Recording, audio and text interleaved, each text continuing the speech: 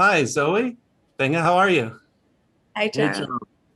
So, Zoe, I want to start with you. I noticed that almost everything you're in, it's like a mark of quality. Like I'm really enjoying the projects that you're in, and you seem to find that intersection between comedy, drama, a little bit quirky.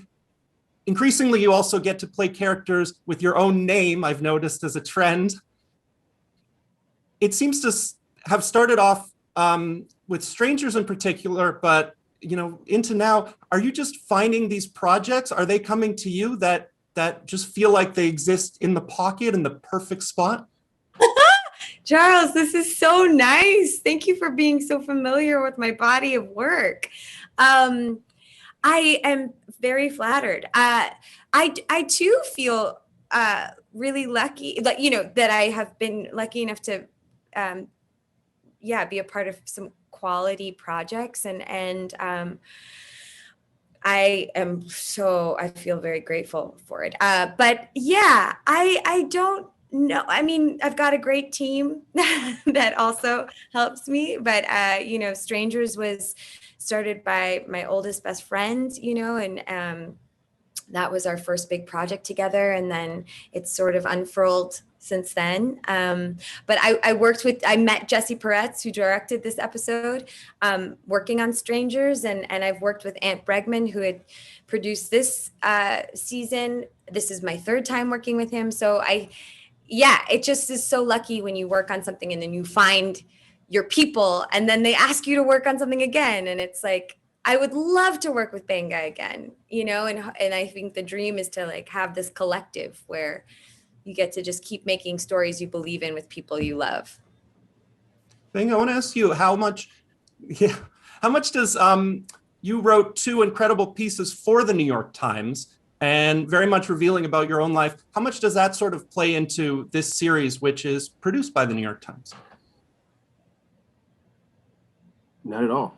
I I didn't know anything about the column, um, the and then the show they made of it. I mean, I had seen the advertisements for the show as far as the billboards for like a year or so, but I had from that I had a completely different understanding of what the show was until I started to watch the show, and oh, this is a much cooler thing than I had presumed. Um, and and and and and because as someone who really loves stories, like a show like this is actually important because you get to tell real stories of New Yorkers that relate to people outside of New York. So the it wasn't necessarily it didn't have anything necessarily to do with the three articles I wrote for the Times. Anyway, who's counting? But it I do feel like I would say that I do feel like the New York Times is a place where stories like this can be told. I feel fortunate to have been able to contribute some pieces to a venue, a place like that holds space for stories like this.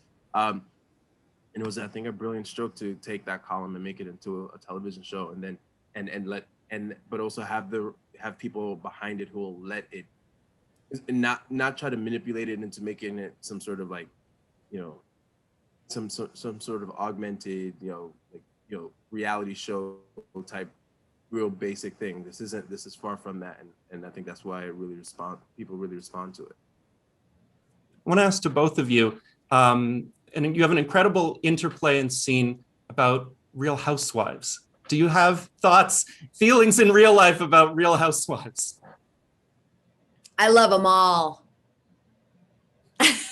I don't. I'm not familiar. I do love the Real Housewives of Beverly Hills and New York, Manhattan. I don't, but yeah, but I'm not a huge, my type of reality show is like survivalist homesteader situations, like Alone or like Alaska, Alaska, yes. The Last Frontier or something. Those are my reality shows, but I do appreciate a housewives moment for sure. I'm absolutely the same.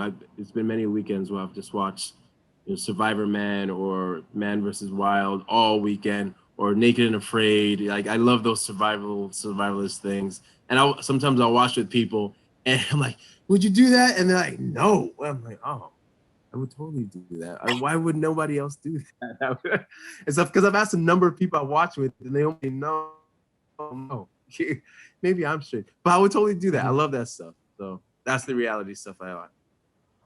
I just wanted to say you're both incredible in this episode, and I would be happy to spend a day or a night or any length of time with both of you. And thank you so much. Thank you, you sweet heart. Thank you, Charles.